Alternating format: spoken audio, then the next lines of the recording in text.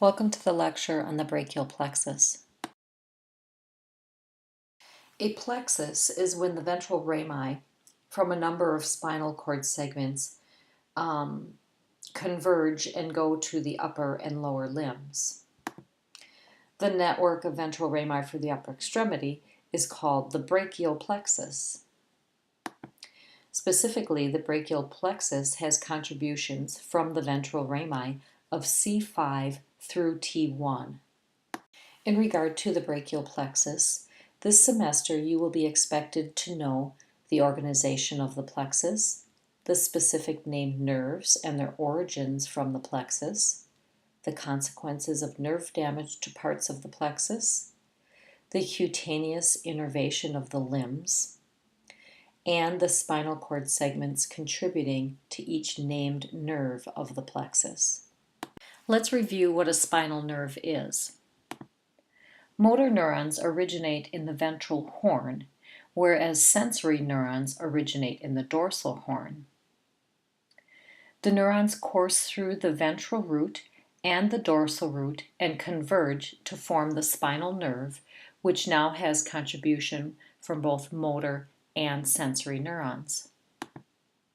Each spinal nerve is divided into two components: the dorsal ramus and the ventral ramus. The dorsal ramus innervates the skin on the posterior head, neck, and back, and also innervates the intrinsic muscles of the back and neck. The ventral ramus innervates all the other skin and all the other muscles except for the face and throat. The ventral ramus converges together in a systematic way to form the brachial and lumbosacral plexi. Now let's talk a little bit about the development of the brachial plexus. Abduct your arm to 90 degrees with your palm facing anteriorly. Imagine a frontal plane passing through and dividing your arm into an anterior and posterior half. In the spinal cord, motor neuron cell bodies in the ventral horn of C5 through T1 are spatially organized so that the neurons going to the anterior muscles cluster together and those going to the posterior muscles cluster together. The same is true for the sensory neurons that originate in the dorsal root ganglion. Those coming from the anterior tissues cluster together, as do those coming from the posterior tissues. As the axons are passing out through the ventral and dorsal roots, they sort themselves in a reproducible manner so that all the anterior neurons travel together and all the posterior neurons travel together. They subsequently unite with other counterparts from other spinal nerve levels to form named nerves composed of only anterior or posterior axons. If this pattern did not exist, we would have an unimaginable crisscross entanglement of nerve fibers. All brachial plexus named nerves contain sensory axons and sympathetic autonomic axons. Most also contain voluntary motor axons. So the ventral rami of C5 through T1 that are now spatially organized as described in the previous slides pass between the anterior and the middle scalene muscles. So at this point, each rami has anterior and posterior nerve fibers.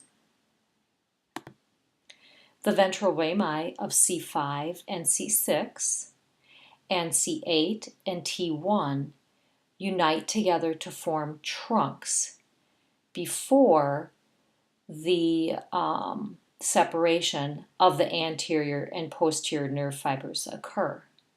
C7 is a trunk all of its own. C5 and C6 form the upper trunk, C8 and T1 form the lower trunk, and C7 forms the middle trunk. Each of the three trunks then further divides into anterior and posterior divisions. All the posterior fibers from the upper, middle, and lower trunk combine together to form the posterior cord. The anterior fibers from the upper and middle trunks combine together to form the lateral cord, and the anterior division fibers from the lower trunk remain independent and become the medial cord. The cords further branch into 5 major branches and 11 smaller branches. The 5 major branches are the musculocutaneous nerve, the median nerve, the ulnar nerve, the axillary nerve, and the radial nerve. The musculocutaneous nerve branches off the lateral cord and is an anterior division nerve. It has contribution from the ventral rami of C5 through C7. The median nerve merges off both the medial and lateral cords and is an anterior division nerve.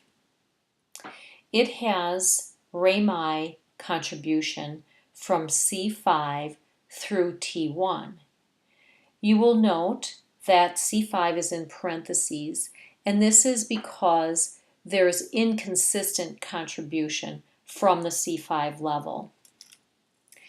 The ulnar nerve branches off the medial cord, is an anterior division nerve, and has contribution from the ventral rami of C7 through T1. Again, C7's contribution is inconsistent and therefore in parentheses. The axillary nerve branches off the posterior cord and is a posterior division nerve with ventral rami contribution from C5 and C6. The radial nerve also branches off the posterior cord, is a posterior division nerve, and has ventral rami contribution from C5 through T1. Again, T1's contribution is inconsistent. The smaller branches of the brachial plexus include the dorsal scapular nerve, the nerve to subclavius, the suprascapular nerve, the long thoracic nerve, the lateral pectoral nerve, the upper subscapular nerve, the thoracodorsal nerve, the lower subscapular nerve, the medial pectoral nerve, the medial brachial cutaneous nerve, and the medial antebrachial cutaneous nerve. The dorsal scapular nerve arises from the C5 ventral ramus, is a posterior division nerve, and has contribution from the ventral ramus of C5. The nerve to subclavius emerges off the superior trunk, is an anterior division nerve, and has ventral rami contribution from C5 and C6. The suprascapular nerve arises from the superior trunk, is a posterior division nerve, and has ventral rami contribution from C5 and C6. The long thoracic nerve emerges from the ventral rami of C5 through C7, is a posterior division nerve, and of course has contribution from the ventral rami of C5 through C7. The lateral pectoral nerve arises from the lateral cord, is an anterior division nerve, and has ventral rami contribution from C5 through C6.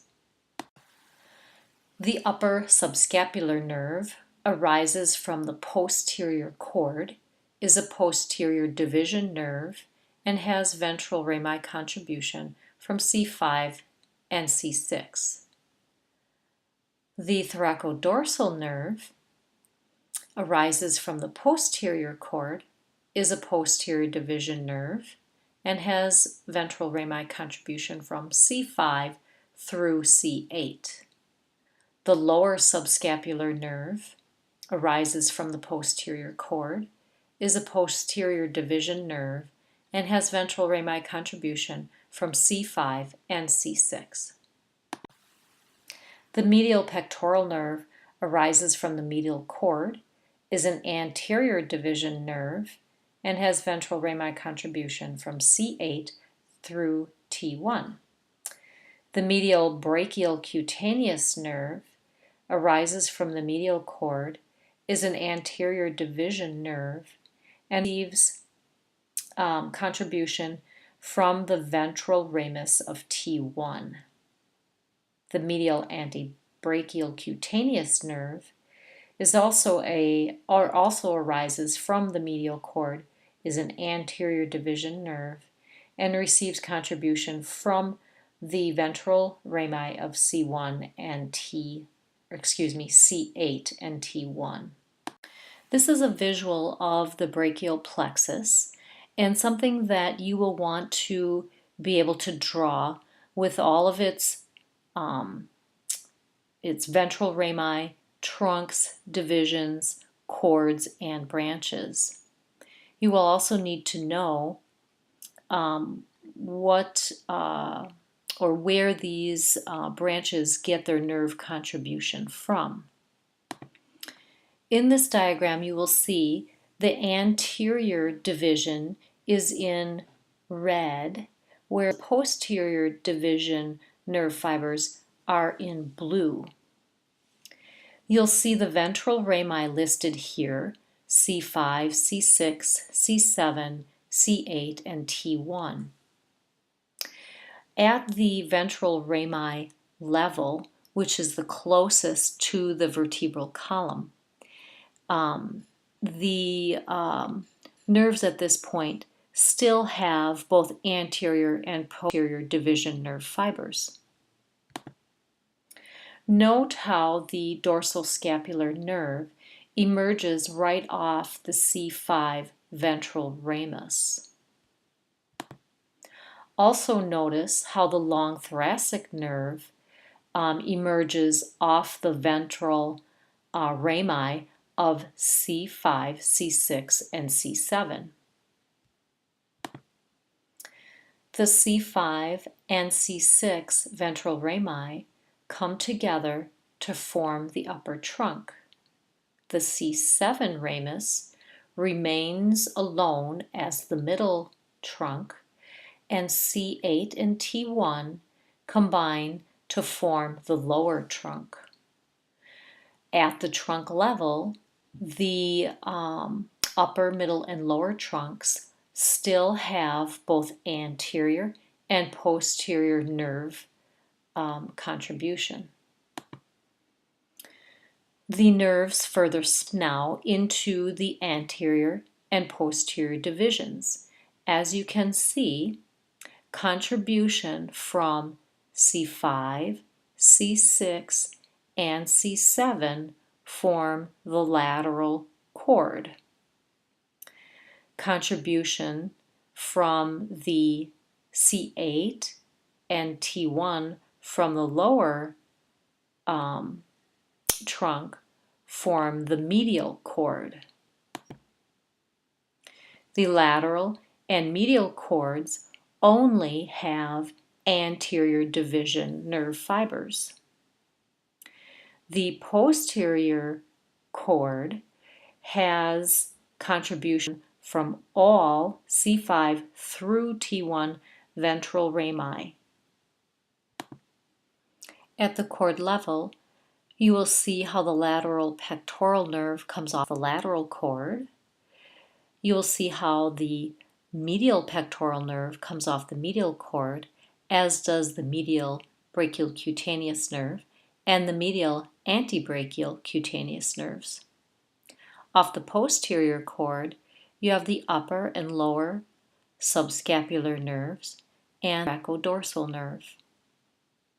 The remainder of the nerves are the 5 main branches, to include the musculocutaneous nerve, the median nerve, the ulnar nerve, the axillary nerve, and the radial nerve. Erb's palsy is a brachial plexus injury that involves the C5, C6 nerves. This is primarily a musculocutaneous nerve injury. This is usually as a result of a violent separation of the neck and shoulder, such as in a motorcycle accident, or you may also see it in a newborn due to a difficult delivery. It presents with the limb held in shoulder adduction and internal rotation, elbow extension, pronation of the forearm, and wrist flexion. You may also see scapular winging, but in this type of injury, the grip is intact. Klump's palsy is a brachial plexus injury from injury to the C8, T1 level. This is usually due to a forcible abduction injury to the shoulder. In this particular injury, you will see weakness of the triceps, weakness of forearm pronation, weakness of wrist and finger movements, and absolutely no hand function. Thoracic outlet syndrome is another brachial plexus injury. This is due to compression on the brachial plexus as it courses through the anterior and middle scalenes. There is tightness or spasm of these muscles that can compress on the brachial plexus, causing some neurovascular symptoms into the upper extremity. Thoracic outlet syndrome can also be caused by elevation of the cervical rib, and then also tightness of the pectoralis minor muscle. Another brachial plexus injury is a stinger or burner that you will see athletes complain about. This is extreme stretching of the brachial plexus due to a forcible injury or a prolonged position, such as sleeping with your arm over your head.